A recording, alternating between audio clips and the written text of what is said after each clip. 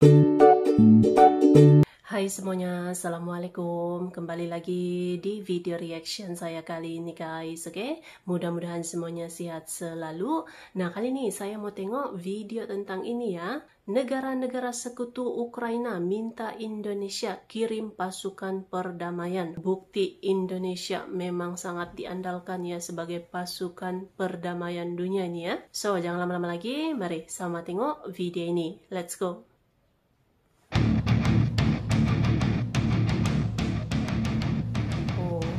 Ke perbatasan Ukraina Uni Eropa. Hey, hola Indomax Indo Magazines. Oke, lanjut kabar yang cukup greget. Baru-baru ini lagi dikabarkan bahwa negara-negara sekutu Ukraina katanya telah meminta Indonesia untuk mengirimkan pasukan perdamaian ke tanah Ukraina, bos. Nah loh, kok tiba-tiba nih? Kira-kira siapa yang minta dan siapa aja yang diminta? Apakah cuma pasukan kita Indonesia? Dan bagaimanakah sikap Indonesia mengenai permintaan ini? Oke, jadi dikutip dari banyak sumber berita berikut, baru-baru ini dikabarkan beberapa media asing telah melaporkan bahwa negara-negara sekutu barat pendukung Ukraina dilaporkan telah meminta Indonesia untuk ikut mengerahkan pasukan penjaga perdamaian di bawah naungan PBB ke perbatasan Rusia-Ukraina, bos. Dimana katanya mengutip dari laporan La Repubblica, media Ukraina UATV.ua melaporkan bahwa sekutu-sekutu Ukraina telah mengusulkan pengerahan kontingen penjaga perdamaian dengan mandat PBB yang mencakup tentara-tentara dari Indonesia, kemudian India, Brazil, dan juga Arab Saudi.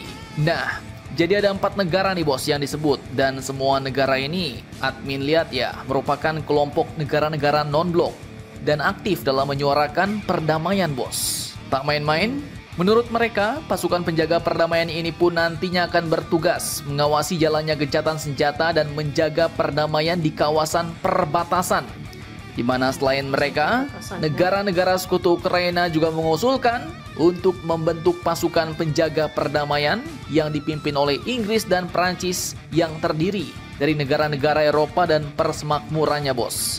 Dan koalisi ini pun disebut bertujuan untuk mengerahkan pasukan yang signifikan dengan perkiraan pasukan sebesar 10.000 hingga 30.000 prajurit guna memantau dan mengamankan perbatasan antara Ukraina dan Uni Eropa. Nah loh, jadi kini sepertinya giliran Uni Eropa nih bos yang minta dijaga wilayahnya. Mungkin mereka udah ngerasa kali ya, gimana rasanya takut kalau wilayahnya tiba-tiba diinvasi ya kan. Jadi mulai berubah nih sekarang. Dulu waktu masih pede-pedenya ya mereka nekan Ukraina agar terus balas serangan Rusia, sampai dipasok senjata, tank, jet tempur, dan lain-lain semuanya lengkap bos. Dan kini kebalik, pas Mama Rika udah dekat dengan Pak Putin, kini mereka pula yang minta dijaga sama pasukan PBB.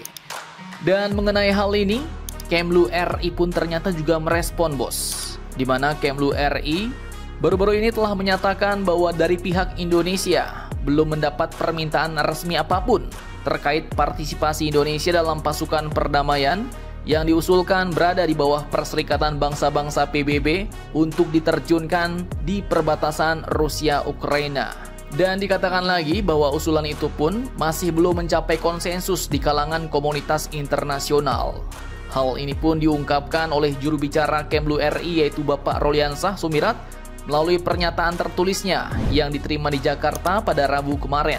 Ia katakan, Kemlu belum menerima permintaan resmi dari pihak manapun yang menginginkan keberadaan pasukan perdamaian Indonesia di wilayah perbatasan Rusia-Ukraina, ujar Bapak Roliansah, juru bicara Kemlu RI, bos. Nah, artinya di sini belum ada permintaan resmi baik dari PBB, pihak Eropa, Rusia, dan lain-lain kepada Indonesia, bos. Jadi ya, kita tetap belum bisa mengirim karena belum ada koordinasi dan belum ada komando ya kan. Namun walaupun demikian, Bapak Roliansah pun memastikan bahwa pemerintah Indonesia akan tetap terus mengikuti secara dekat upaya dan proses perundingan yang berjalan antara pihak-pihak yang bertikai di Ukraina.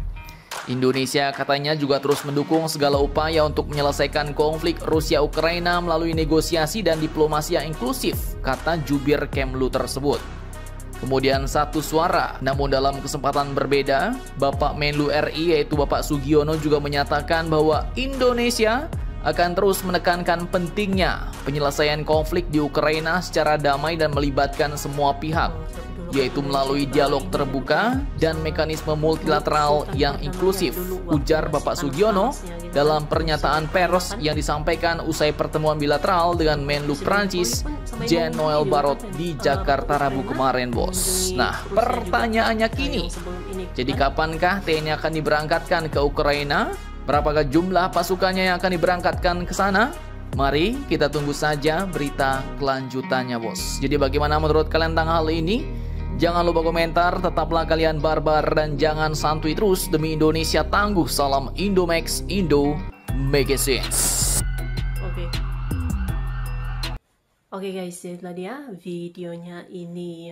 Jadi walaupun belum ada permintaan resmi lah gitu, tapi memang dari dulu tuh kita tahu Indonesia tuh memang selalu berkomitmen untuk mengusulkan perdamaian dunia, bahkan juga sampai menghantar juga kan pasukan-pasukan perdamaian dunia ke wilayah-wilayah yang berkonflik lah gitu kan. Itulah dia misi dan juga komitmen Indonesia untuk mewujudkan perdamaian dunia itu ya. Indonesia pun selalu berperan aktif juga gitu kan, yang membawa misi perdamaian dunia gitu ya. Dan kalau diminta ya sudah pasti gitu kan, Indonesia juga akan mengirimkan gitu ya pasukan perdamaian dunia bila mana ada permintaan rasmi gitu kan, di bawah naungan PBB lah gitu. Oke? Ini menjadi bukti gitu ya bagaimana dunia juga percaya kepada Indonesia yang bisa mengusulkan gitu ya perdamaian dunia ini. Luar biasa. So, terima kasih banyak sebab kamu sudah menonton video ini. Jangan lupa untuk subscribe, like, komen, dan juga share ya.